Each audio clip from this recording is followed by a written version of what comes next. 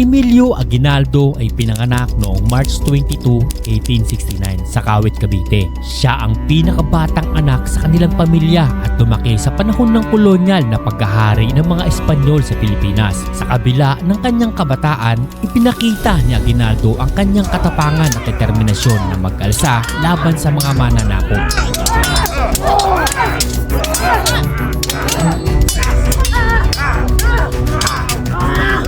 Noong 1896, nagsimula ang Rebolusyong Pilipino laban sa mga Espanyol kasama ang mga kasamahan niyang katipunero. Naglungsad siya ng operasyon upang ipakita ang kanilang pagnanais na makamit ang ating kalayaan. Kanyang pagiging leader at estratehikong plano ay naging mahalaga sa pagsulong ng revolusyon.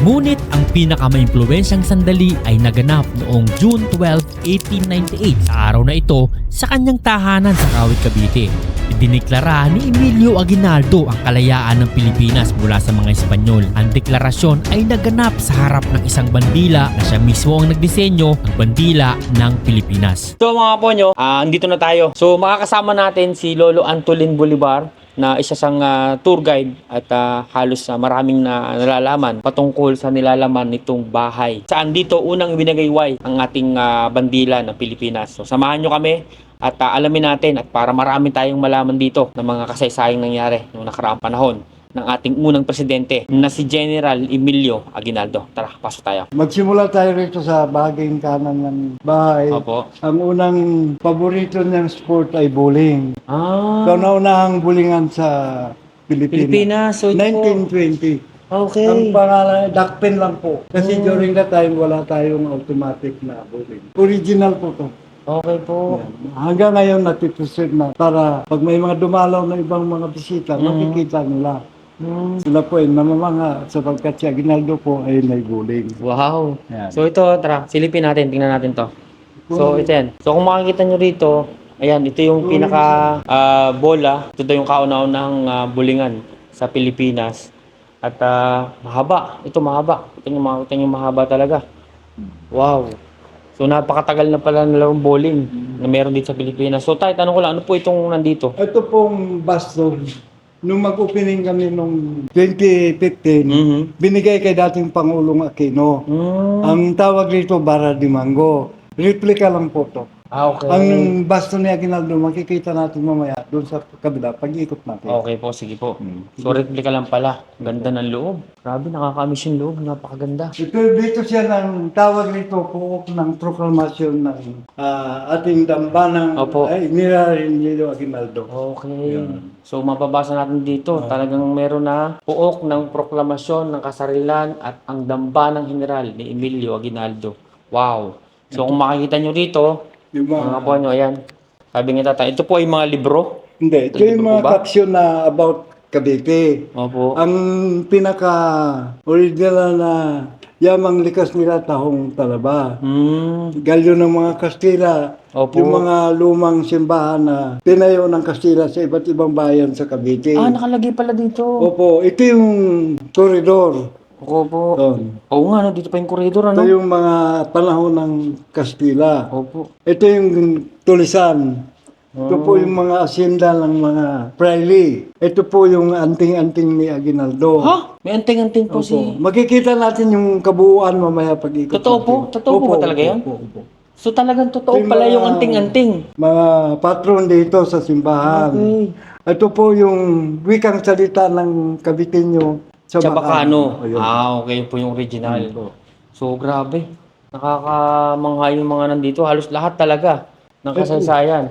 Ito yung picture ni Aguinaldo. Wow. Ang height pala ni Aguinaldo, padre lang. Maliit po pala talaga, no? Opo. Simula nung 17 years old up to 95 years old. Opo. Nag-barrio captain siya, 17 years old. Nag-mayor siya rito, 20 years old.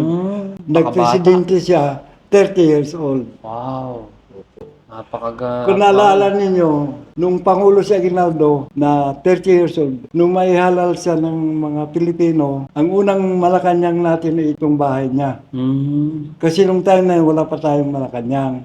Kaya namamangha yung mga dayuhan na nakita. Bakit? Kasi po wala pang Malacanang. Oh, dahil siya po ang kauna-unahang Kauna-unahang presidente ng ating presidente. bansa. Daming laman ng Sobrang Mahaba. dami ng laman ng bahay na to. Mahaba to, sir. Wow. Ito po, halika. Ito. Ito po OMG. yung pinaka-original na uniform niya na ginamit niya nung panahon ng Kastila, noong 1896. Opo. Ito po ang sarakot, mga boss, binakular, original yan. Bago siya mamatay, lahat ay dinonate niya sa national government. Kaya ngayon naka-display. So talagang ito yung original. Oo, original yan. Wala kang makita rito. Wow. Na ganyan. Look at this. Mga po nyo, sobrang nakakabilib na ito yung sinusuot ng dating Pangulong Emilio Aguinaldo. Ayan, makikita nyo rito. Ito yung damit niya. Nandito yung bota. Sinturon. Nagawa sa balat. Yung bag. Wow. Super amazing. So, yan. So, ito naman po. Ito po yung pinakabayan ng Kawit. Okay. Nung itinatag to noong 16th century. Opo. Pero ang unang panahon ng Kastila, ang tawag nila Old Cavite Viejo o Binakayan. Nung mag-mayor si Aguinaldo, pinounded na noong 16th century, kaya nagkaroon ng Kawit. So, ito po yung kabuuan lang. Ano, yan, kabuuan. ang lahat Okay yan, po, kabuuan. yan. Ito namang Napakaganda. bahay ng magulang niya. Yung Itinayo buong to pangunahan. 19th century. Opo. Bali dito sila pinanganak sa bahay nito. Ang ati pawid pa nung araw. Okay. So, Bali, ito po dito parang sila. nakasulat lang lahat Opo, ng lahat na nakasulat na. mga story. Opo. Sige po. So dito naman tayo, mga gamit na to. Ayan. So hindi natin nakita masyado yung bowling. Ito ngayon, kita natin ito. Lapit tayo konti dito. Ito. So dito, mapapansin nyo, ito, tingnan mo dito, yung kabuuang haba ng bulingan, napakaganda. Talagang na-preserve pa rin talaga nila. Sobrang ganda. Wow. So dito naman tayo. Dito Ayan. tayo, ito yung mga kasamahan niya ginagawa. Ang tawag nito po ay Magdalo. Okay. So, mga members of Aguinaldo. Sila po pala yun. Opo. So nakalagay po dito ay si Baldomero Aguinaldo. Pinsang buo na po yan. Pinsang buo po ni Aguinaldo. Tapos ito po si Emilio, si mismong si President Emilio Aguinaldo, Candido Terona. Ayan sa gitna. Tapos si Daniel Terona din po. Ayan, si Daniel Tiro. Wow.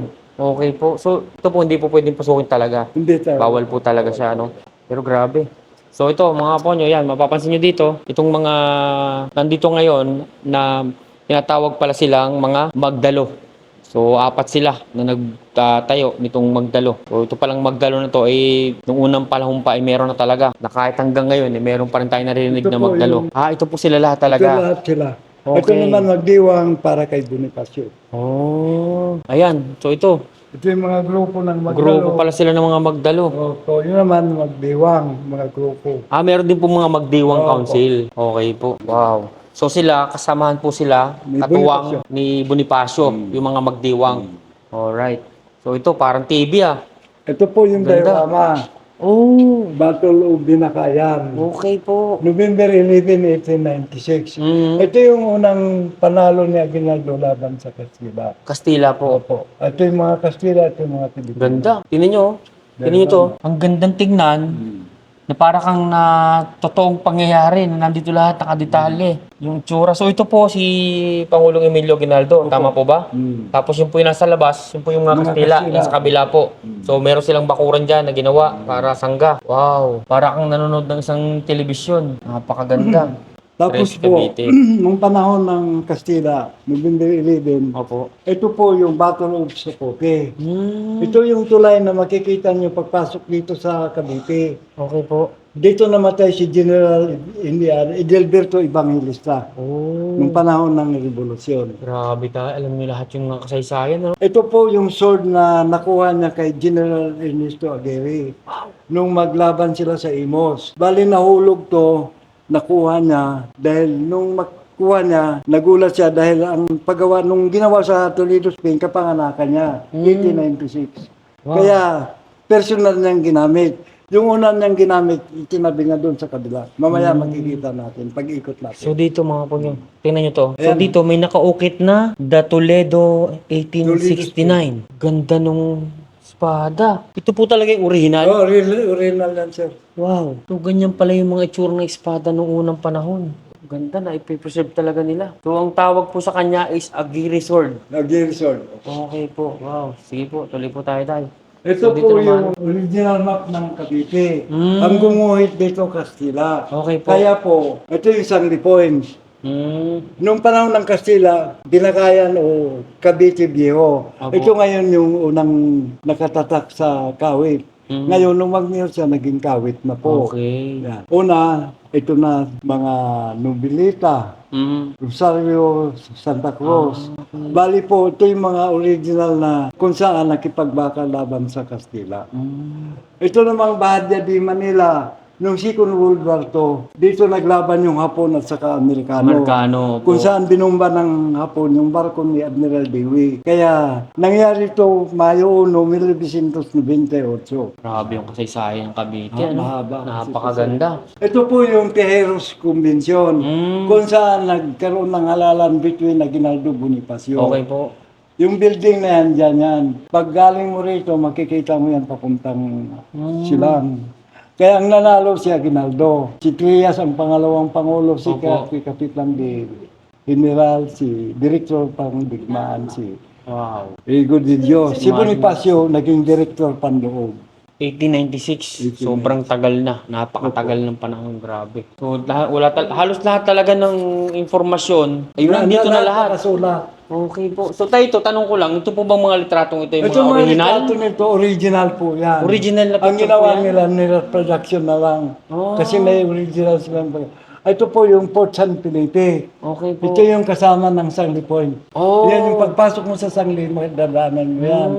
Itong tulay sa Nobilita, binago na nila. Hindi na original na kagaya nito. Opo. Tapos ito yung bahay ni Rio de Diego de Jesus los Rios. sa Dalahican, sa Cavite City. Ang original na gamit nila noon, kawayan at saka Grabe, no? pawid. Tingnan nyo. Ito yung sa Sangli Point. Ito yung barracks ng mga Kastila. Okay po. Yan. Puro Grabe. Kastila na po. Tingnan nyo naman ang itsura noong unang panahon. No? Ganito lang pala talaga yung itsura nila. Opo. Na puro talaga pawid, kahoy. Kahoy lang. Kawayan. Oh, ganda. Nakaka-amaze naman talaga. So ito po, meron na naman isa pa dito. Ito yung diorama. Nung araw, pag ikaw ay mataas ang katungkulan sa gobyerno, Opo. sa simbahan ka manumpa. Kasi lahat ng Pilipino katoliko. Ewan ko ngayon kung nasusunod pa. Yan. Okay po, ito. Yan. So ito ang panunumpa sa Oh, Tansa, panunumpa. Cavite. Opo. Wow. Ito- So ito po ay noong 1897 nangyari. So nakalagay Bale. dito sa Tejeros po pala nangyari. Opo, pero. 1897. 1897. Sobrang tagal na pala. Grabe. So ito po yung mga matataas ng katungkulan. Opo, mga pare, mga general. So ito, Yan ang mga kolong. nagsaksi bilang panunumpa ni Aguinaldo para presidente. So napakaganda. Kung makikita nyo rito, tingnan nyo mabuti dito, na itong lahat, ayan, detalyado. Na talagang inayos nila, pinaganda nila lahat para makitang talagang parang buhay na buhay yung nasa loob. Ano pong tawag nila dito? Diorama. Diorama. Okay. Sobrang ganda po talaga. So ito, sa labas pala, makikita nyo na rin. Nanunumpa sila. Magmula Cavite hanggang Biak na Bato. Ito po yung panahon ng Amerikano. Filipino-American time. Kung saan si Aguinaldo magmula Cavite hanggang Biak na Bato. So, meaning si President Aguinaldo, nagmula rito sa Cavite, Hanggang Biak na Bato. Opo. Doon po sa kanyang kuweba po ba yun? Opo, ang sinakyan nila kabayo lang. Kabayo? Ito yung po.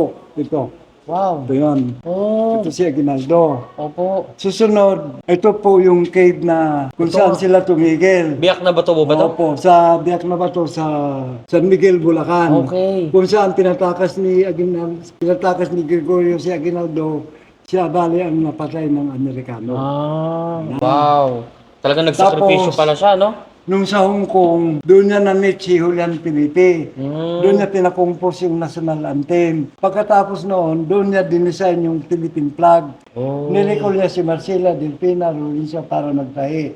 Pagbalik sa nag-declare dito sa harap ng bahay niya. Wow. Sumunod na picture, ito Ito yung po. nangyari yung Mayo 1, 1998. 1898. Opo. Ito po yung picture ni Admiral Dewey. Yan. Oh.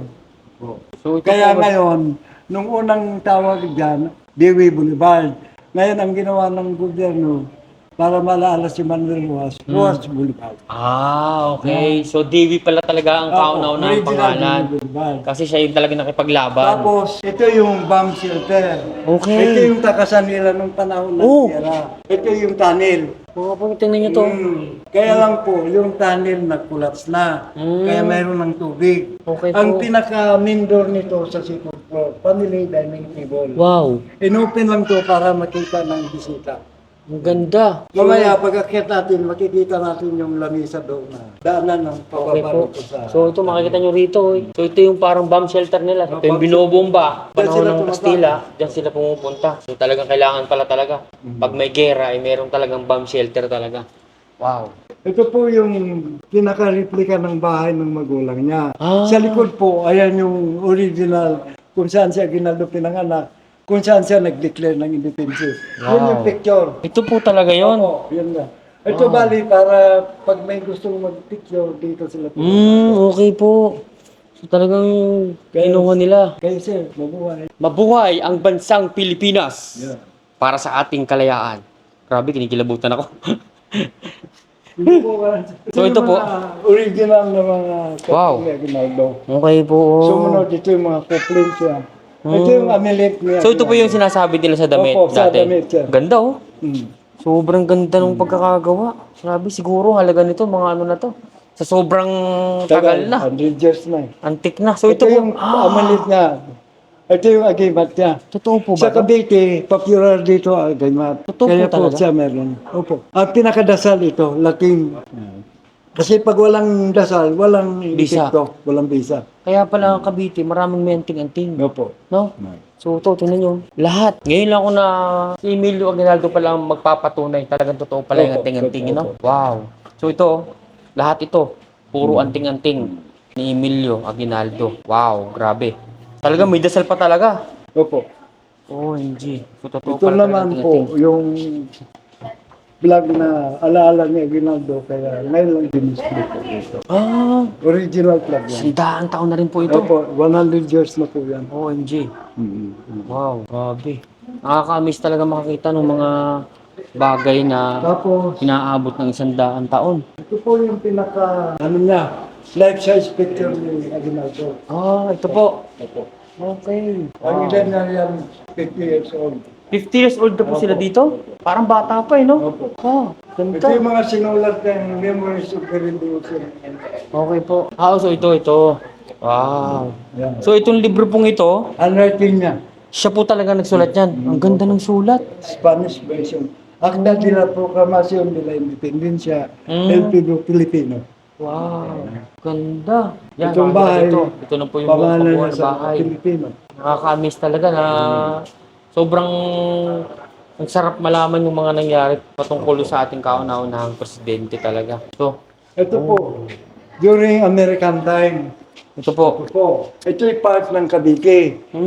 Noong 1946, dumalaw pagkatapos ng gera noong 1946, dumalaw si William McKinley sa Pilipinas. Okay. Pang-anim na presidente ng Estados Unidos. Si McKinley. CEO po. Okay. Kaya pala may nakikita tayong mga Mga kalsada ng kalsa, McKinley. mga no? kalbo po. Kalbo. Oh. Ito. Mga So ito po American talaga, time. mga original na Original retrato po ba ito? Itong bahay, ginawang opisina ni Aguinaldo sa Bacoor.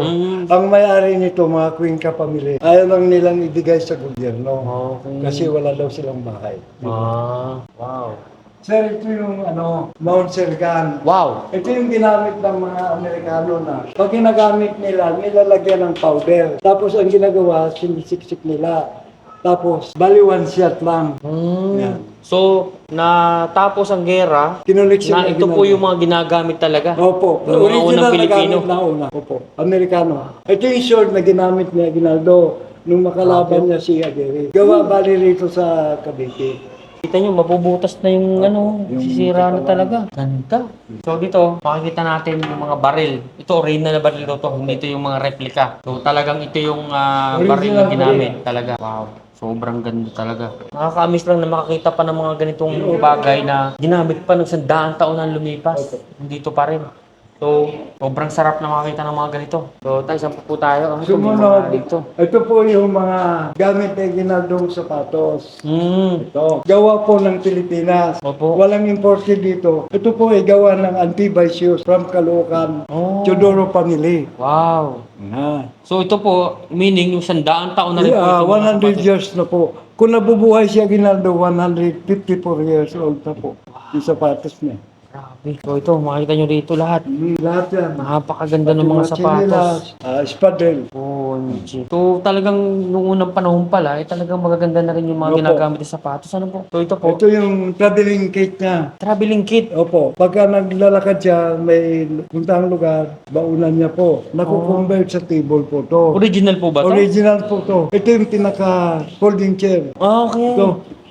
Yan. Oh. Kaya napupul niya na babaliktad para pag kumain, table na. So, dito makikita natin lahat. Kutsara, tinidor, lahat ng ginagamit. Parang pang-camping na rin. Pang-camping. Sapatos. Boss. So, dito naman po, makikita Yan yung natin. mga base niya sa lakot. Kasi nung araw, wala pang cup, kaya sa lakot lang ginagamit niya. Okay. So, napakaganda naman talaga sa lakot. Original po yan. Yan pa rin talaga yung Kaya original. original pa rin yan. Oh, wow. Ito yung base niya, pagka-general, ang girlship niya, newspaper. Wabi talaga. Ngayon ko lang nakikita. Dito lang talaga natin nakikita yung mga Mga original na gamit Ito ni pong ano. tabako, abano, binigay lang sa kanya ng Cuban. Para regalo lang. Si Aguinaldo po, hindi na nigarilyo, hindi siya uminom. Okay Kaya po. walang bawas po to. Yan talaga yung original pa rin. Original na, hanggang ngayon, nandito pa rin. Wow. Tapos itong susi, ceremonial cake. Laki. Simbolo lang yan. Simbolo lang po ito. Tapos ito yung mga matatanda, nagnanganga. Kulikot ang tawag. Diyan po inano yung nganga. Apo. Dinudurog, dinidikdik. nila. Okay po. Ito may chest na rin pala. Ayan, yung table cheese. Ito original pa rin po ba ito? Original yan po. Kaya nakalagay sa ano. Tapos ito yung mga basto niya. Ba't ibang disenyo? Ganda ng baston. Opo. Wow, grabe ito. Nakaka-amaze to. Gawa po ba sa puno to ng Hindi. kahoy? Ano yan? Tagi.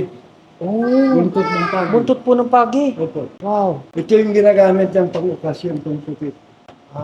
Kasi ito po talaga gawang Pilipino. Opo. Lahat naman siya gawa. Parang yantok pa tatay. Ano po? Hindi, ano, nara. Nara po yan. Ito po yung anti-propaganda ng Amerikano. Propaganda. Kasi si Aguinaldo, hindi na sumuko sa Amerikano. Okay po. Kaya, ang ginawa ng Amerikano, ginawa siyang manok. Tawag niyan caricature. Okay, ito. Parang black propaganda nila kay Emilio Aguinaldo.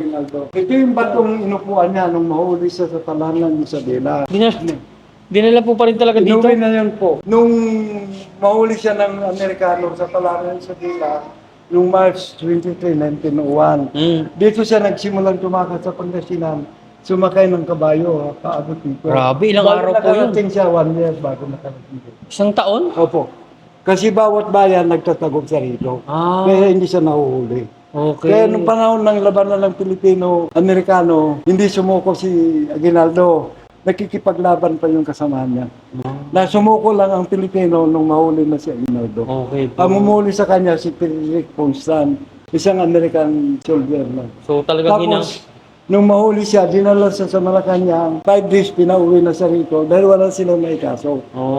Talagang hinanting pala, no? Hunting nila. Hinanting talaga si Presidente Emilio Aguinaldo.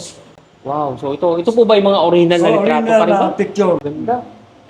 Yan, makikita natin dito yung talagang Sir, ito totoong yung ano. picture. Yung totoong picture po. Ito po yung totoong picture na kamera.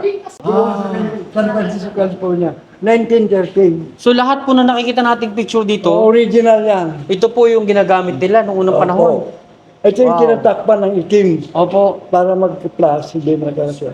Ito yung magic lantern. Ito. Parang parang projector, Oh, projector.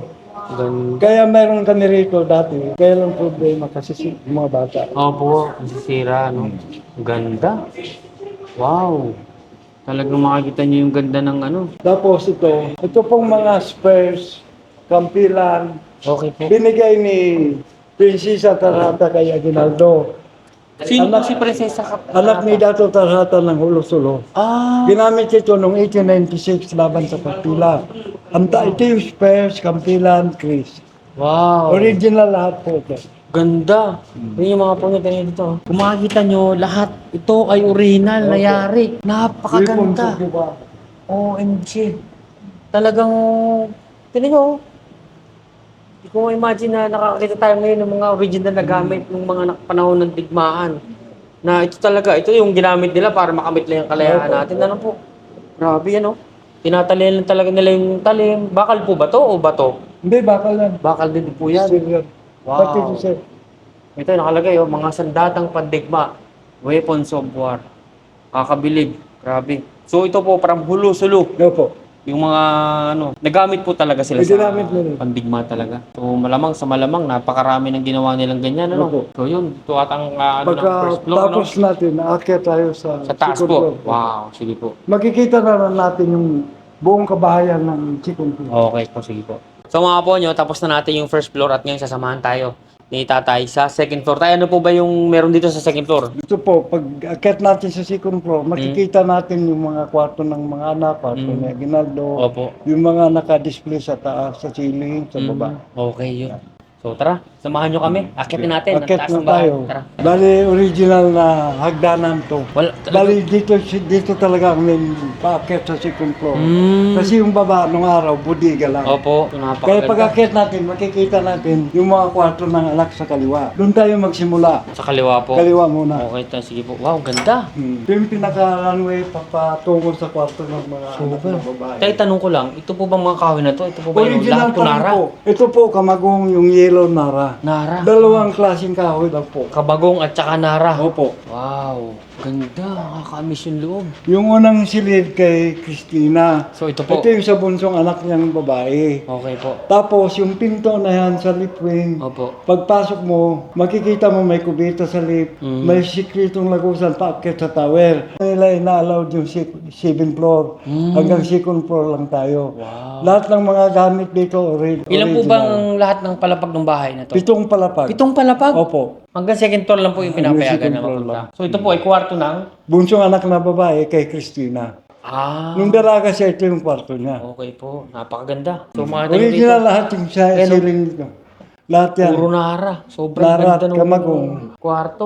So ito po bawal din pasukin. Hindi na po pwede papasukan. Tingnan yung mga lamesa oh.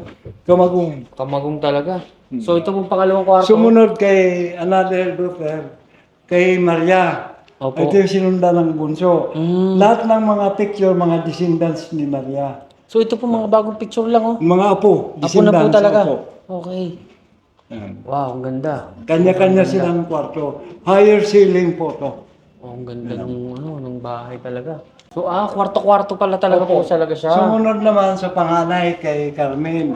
Carmen po ang pangalan. Opo. Wow. Tapos, paborito siyang anak, kaya malaki yung kwarto niya. Sayang lang, no? Dahil mapasok yung loob, Yan. bawal pasukin. Ang tawag sa kama, Atay Bid. Opo, ang ganda. At yung Siya picture. may pinakamagandang kama. Opo, Atay Bid.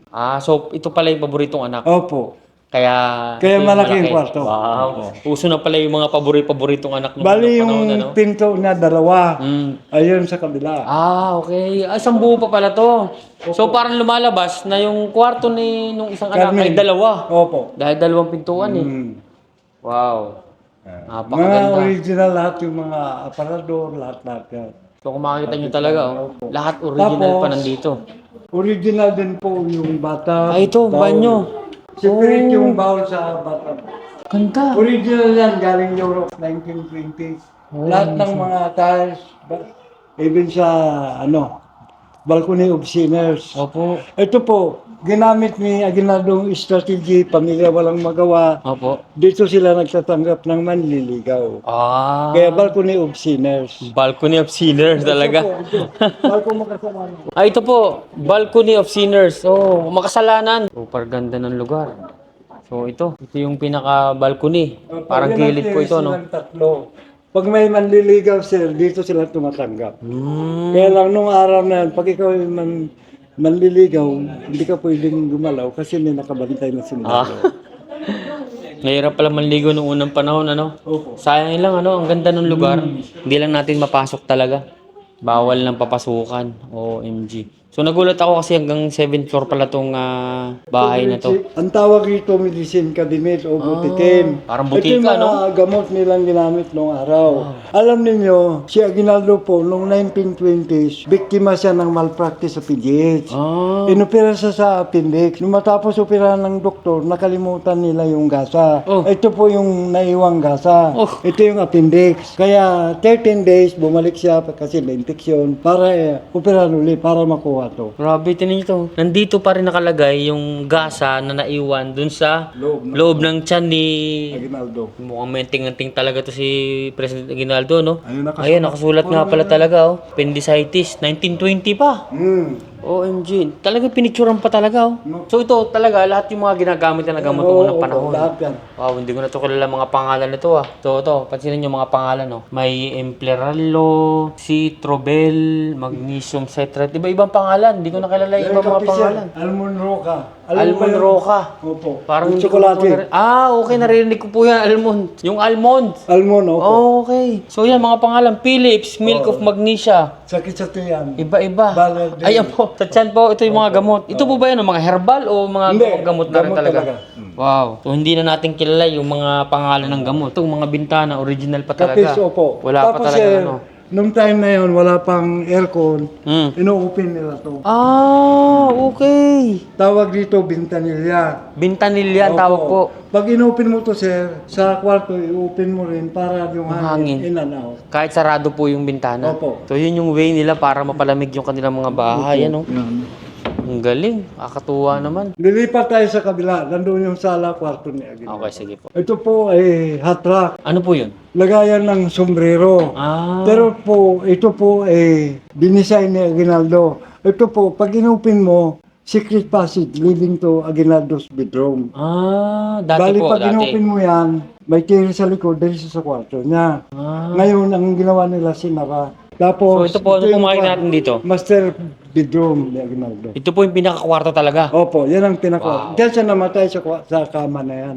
Oh, wow. So ito, mga po nyo, dito makikita natin yung kwarto ng ating kauna-unang presidente na si Tapos Emilio sa Aguinaldo. side ng window, Opo. merong hagdan yan papuntang swimming pool, bowling. Wow. Tapos yung cabinet na yan, dun sa dulo, hindi ho cabinet.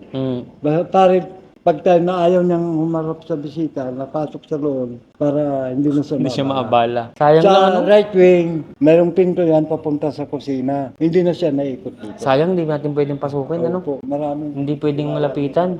So, sayang lang kasi hindi natin pwedeng malapitan. Pero ito, tingnan nyo, silipin nyo. Napakaganda ng kwarto ng dating Pangulong Emilio Aguinaldo. Super ganda. At tapos, pag may okasyon dito, ito po ay binababa. Oh. Ang ginagawa rito ng katulong, nilalagyan ng bulaklak. Bali patode. Lahat ng pusti mayroon. Pag may okasyon. Opo. Ang ganda. Pag walang okasyon, wall decor. Galing. Galing ng pagkakadisenyo. Ito po yung study room ni Aguinaldo. Ang laki ng lamesa. Simbolo niya, study table niya. Simbolo niya, kalabaw. Oh. Ito pong cabinet, hindi po cabinet ito. Prop lang yan. Okay po. Pag time na gusto niyang matulog, pag ayaw niyang pumunta sa kwarto niya, pag inopen mo, may kama sa loob yan, isasarado niya. Pag wala doon, nandito. Okay. Sikretong pahingahan Opo. pala. Tapos yung side na sa lip wing, yung pinto na yan, pagpasok mo, may kubita, pwede kang lumabas sa anak niya, pwede kang umakyat sa tower, pwede kang lumabas. So, ang bahay na to Bali, pala talaga, paikot pala. marami talagang mga Opo, hidden na bali ano. lima yung hidden room May dito. underground din po ba tong bahay na to? Opo, di ba yung sa baba? Ayun na po yun talaga. Okay. Ganda. So dito yan. Lahat po ng nandito ay mga original na gamit pa rin talaga. Pati yung piano. Tapos yung Gilfred doon siya nag-declare. Ito na po. Dati ano yun, bintana lang. Ngayon, nung mapagawa ni Aguinaldo to, mayroon lang terrace. Ganda. Puro nara. Ang Ito, ganda yung ng bayan itsura. ito. So ito, ayan o. Wow, kisame, super. Ito mga po yung tingnan nyo yung kisame, napakaganda. Sobrang nakaka-amaze yung kisame. Talagang noong unang panahon ikaw yung pinakamayaman pag may ganito kang bahay. Sobrang ganda ng pagkakagawa. Nakaka-amaze lang kasi usually yung mga bahay na nakikita natin, normal, hindi ganito. Opo. Sa sunod, ito yung formal dining room, dining Ito po. table. Sa ceiling, look at the ceiling. Sir, ito yung Philippine map. Oh! Yung Wow! Cavite dahil sa revolution. OMG! Ito, mga kaponyo. Tingnan nyo, yung kisame. Ayan yung Luzon. Nandyan yung Visayas, mapa ng Mindanao, Pilipinas. Palawan. Ang galing. Oh. Sa pulpo ba? Ito nakalagay na talaga Opo, dito? Lahat yan, sir. 2.5 years bago natapos yung bahay. Ganda. Dahil sa design. So yun, mga kaponyo, makikita nyo. Sobrang ganda nung kisame na sino mag-aakala na kayang ilagay pala yung mapa ng Pilipinas. Hindi lang siya drawing. Kasi yung nandito is talagang nakadikit talaga. Nakala mo yung tunay na lupa at mga bundok nakalagay din. Naka-indicate din yung mga bundok, yung mga hugis talaga ng lupain na Pilipinas. Sobrang ganda. Nakakatuwa. OMG. So sayang lang, hindi natin mapasok. Sarap sana lapitan. So dito naman sa kabila, kung makikita nyo, sobrang ganda naman ng kisame. Nakalagay dyan yung simbolo ng watawat na araw, which is yung walong lalawigan na talagang sumisimbolo sa napakagandang kasaysayan. Talagang sa bahay na to, lahat nakaukit yung mga nakaraang nangyari sa ating kasanlilan bago natin natamo yung ating kalayaan. Sobrang nakakatuwa. Sobrang amazed na amazed ako sa ganda. Wala akong masabi. Siyempre, dahil kay tatay, ang dami nating nalaman na mga historical na mga impormasyon. At ito, may mga ito po, tanong ko lang, mga original na litrato po ba ito? Original na litrato yan. Sir, yan yung Malolos Congress of Roswell. Oh, Kung saan pinagtibay yung batas Republika ng Pilipinas. wow. So, mahiwagang painting na ito. Baroswain Church. Ganda. Nung presidente siya, dito siya nakaupo. Ah, ito. Sa gitna.